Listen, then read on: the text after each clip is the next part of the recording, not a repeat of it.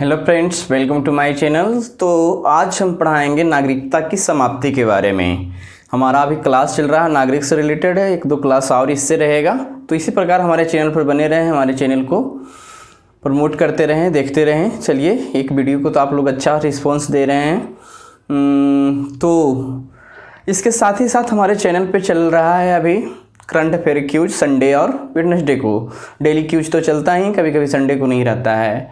और तो ये सब चल रहा है। बिहार करंट अफेयर क्यूज अभी थोड़ा सा रिलैक्स में है।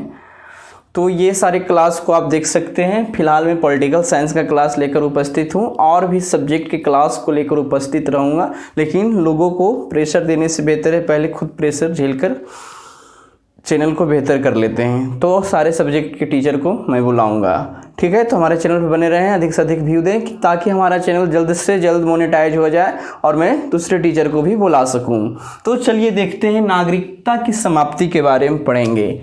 तो नागरिकता की समाप्ति के बारे में पढ़ेंगे, क्या क्या प्रावधान है। उससे पहले अनुच्छेद देख चुके हैं बट फिर से देखते हैं। अनुच्छेद 10 और 11 का डिस्कशन फिर से कर लेते हैं।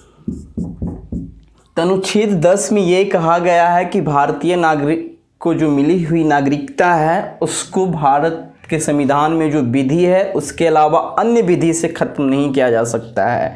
तो ये हो गया अनुच्छेद 10 की बात। और अनुच्छेद 11 में ये बताया गया है कि भारत के जो नागरिकता का सृजन है उसकी समाप्ति करना है या नागरिकता से संबंधी अन्य प्रावधान कुछ करना है तो उसकी पूर्ण शक्ति दी गई है संविधान में अनुच्छेद 11 में।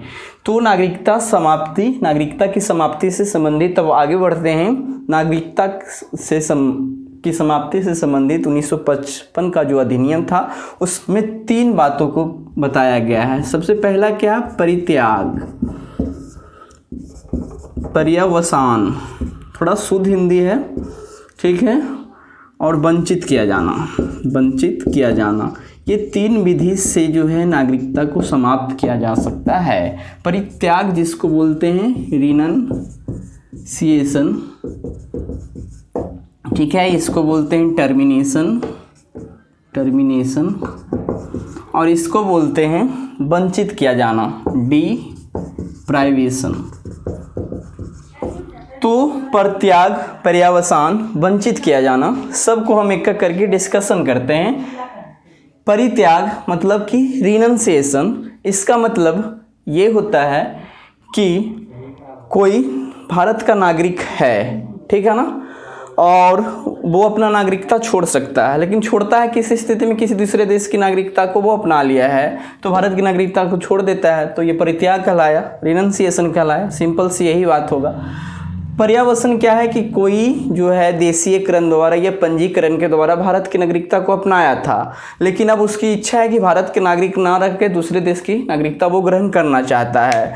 तो इस स्थिति में क्या होता है, उसकी नागरिकता, भारत की नागरिकता क्या हो जाएगी? खत्म हो जाएगी। दूसरे देश की नागरिकता को वो ग्रहण कर लिया है, ठीक है ना। तो वहाँ पे टर्मिनेशन कर देगी भारत सरकार कि आप भारत के नागरिक अब नहीं हैं, क्योंकि वो दूसरे देश की नागरिक बन गया है।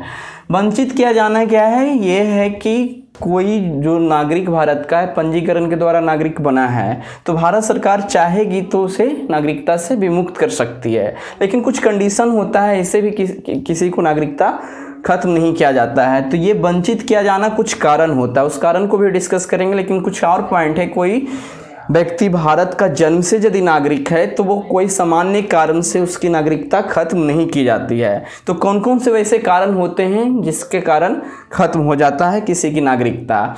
तो नागरिकता खत्म होता है ऐसे, मान लेते हैं कि हम भारत के नागरिक हैं या फिर कोई भारत के नागरिक पंजीकरण या देशीकरण के द्वारा बना है और उसे भारत के संविधान के प्रति ना तो आस्था है ना उसमें निष्ठा है, तो उसके कारण उसकी नागरिकता जा सकती है।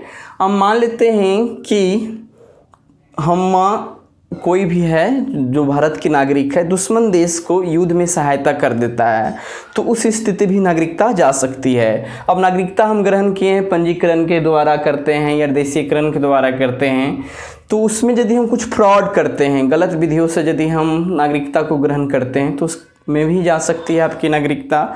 और भी कारण है कि जब कोई पंजीकरण या देशीकरण के द्वारा नागरिकता ग्रहण किया हो तो 5 वर्ष के अंदर यदि दूसरे देश उस नागरिक को सजा दे देता है, चलिए लाइट कट गया, थोड़ा सा अंधेला है, हमको लगा कि वीडियो क्लोज हुआ है, लेकिन वीडियो बनते रहेगा, रोकेंगे नहीं। हाँ, तो क्या हम समझा रहे थे कि कोई व्यक्ति पंजीकरण या देशीकरण के द्वारा नागरिकता ग्रहण किया है और 2 वर्ष के अंदर या उससे अधिक, ठीक है ना, 5 वर्ष के अंदर में 2 वर्ष या उससे अधिक की सज़ा कोई देश उसे दे देता है, तो उस स्थिति में भी उसकी नागरिकता जाती ही है। तो और भी है कि कोई भारतीय पुरुष हो या महिला किसी दूसरे देश से पुरुष महिला से शादी विवाह कर ले तो उस स्थिति में भी नागरिकता चली जाती है। और भी पॉइंट है, जैसे कि कोई व्यक्ति 7 साल बाहर रहा अपने देश से, तो इस स्थिति भी में नागरिकता जा सकती है। तो परित्याग, पर्यावसन और वंचित किया जाना में बहुत सारे पॉइंट को डिस्कशन किया हमने। तो ये सारे पॉइंट है नागरिकता की समाप्ति का। अब कुछ पॉइंट है कि लोकसभा का चुनाव लड़ना हो तो कोई देशीयकरण करके नागरिक बना हो या पंजीकरण के द्वारा नागरिक बना हो या सामान्य नागरिक है, उसमें कोई भेदभाव नहीं है संविधान के स्तर पे। इसको आप ऐसे समझ सकते हैं कि संविधान का जो अनुच्छेद 14 है वो समानता के अधिकार देता है। 16 में है कि किसी भी क्षेत्र में नियुक्ति की जा सकती है, ठीक है ना। तो इसके आधार पे कहा जा सकता है कि भारतीय संविधान जो है, यदि कोई दूसरा भी व्यक्ति, विदेशी भी व्यक्ति है, तो लोकसभा में उसको समर्थन मिल रहा है तो वो प्रधानमंत्री बन सकता है। ये मैं बता रहा हूँ आपको CBSE के बुक के अनुसार, ठीक है ना। अब थोड़ा सा चलते हैं कि अमेरिका जो है देशीयकरण मतलब नेचुरलाइजेशन से बना, यानी फुल्ली बाहर से कोई गया वहाँ पे जाके, ठीक है, लाइट भी आया, जाके नागरिक बन गया, ठीक है ना। तो वहाँ पे सिर्फ सीनेट के सदस्य बनने तक की योग्यता होती है, मतलब कि भारत के राज्यसभा के सदस्य बनने लायक तक पहुँच सकते हैं। वहाँ राष्ट्रपति यदि कोई अमेरिका में बनना चाहता है तो वहाँ का मूल निवासी जो जन्मा हुआ है ना, वही वहाँ राष्ट्रपति बनता है। तो इस तरह से नागरिकता की समाप्ति से रिलेटेड कुछ पॉइंट को हमने डिस्कशन किया। और है एक पॉइंट, विदेशी निवासियों के लिए भारतीय नागरिकता। विदेशी, इसको डिटेल से अगले वीडियो में करेंगे, लेकिन कुछ पॉइंट देख लेते हैं इसी में। विदेशी निवासियों के लिए भारतीय नागरिकता। तो विदेशी नागरिकों के लिए भारतीय नागरिकता क्या है? तो एक वर्ड है डायस्पोरा, ठीक है, जिसका मतलब प्रवासी ही होता है, ठीक है ना। तो डायस्पोरा के बारे में भारत सरकार ने अध्ययन किया और इनसे संबंध स्थापित रखने के लिए 2000 ईस्वी में एक LM सिंघवी की अध्यक्षता में एक समिति का गठन किया गया। और ये LM सिंघवी की अध्यक्षता में जब गठन किया गया तो इसने अपने अनुशंसा में क्या बताया, अपनी रिपोर्ट में ये कहा कि भारत के बाहर निवास करने वाले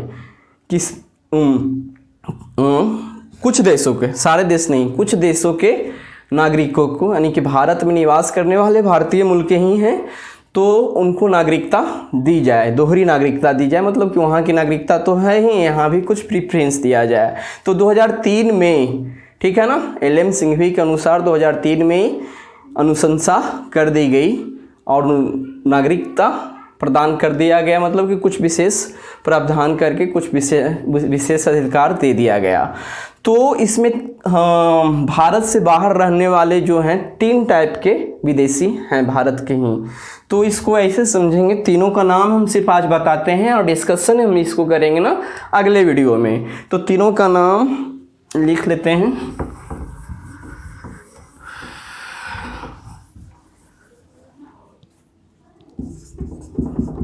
अनिवासी भारतीय, फिर है भारतीय मूल के व्यक्ति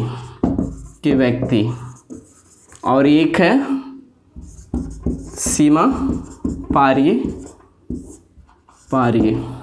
ये क्या, भारत के सीमा पारीय नागरिक, भारत के सीमा पारीय नागरिक। ये 3 का डिस्कशन हम डिटेल से अगले वीडियो में करेंगे। इसी को बोला जाता है अनिवासी भारतीय, जो है NRI, ये है PIO और ये है OCI। तो ये इसका मतलब होता है non resident non resident Indians, NRI इसी को बोलते हैं। ये हो गया पर्सन ओरिजिन ऑफ इंडिया, तो ये PIO हो गया, PIO, हाँ। और ये हो गया overseas country of India, overseas citizen of India.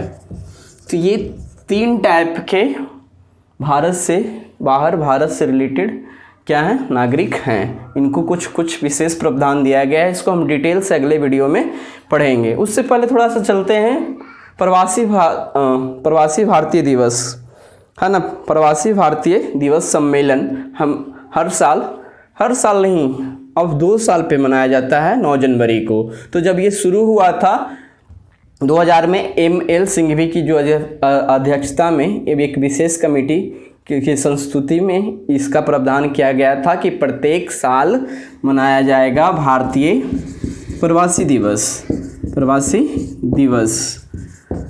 ठीक है। लेकिन ये शुरू हुआ, अनुशंसा तो 2002 में कर दिया गया, शुरू हुआ 2003 से। तो ये प्रत्येक साल मनाया जा रहा था, लेकिन 2015 से, ठीक है ना, 2015 से अब इसे प्रत्येक 2 साल पर मनाने का प्रावधान कर दिया गया है। अब 9 जनवरी को ही क्यों चुना गया है, क्योंकि दक्षिण अफ्रीका से गांधी जी लौटकर 1915 ईस्वी में 9 जनवरी को ही भारत आए थे, इसीलिए इस दिन को ही चुना गया भारतीय प्रवासी दिवस मनाने के लिए। तो इन तीनों पॉइंट का डिस्कशन अगले वीडियो में डिटेल से करेंगे। आज के वीडियो में इतना ही, धन्यवाद।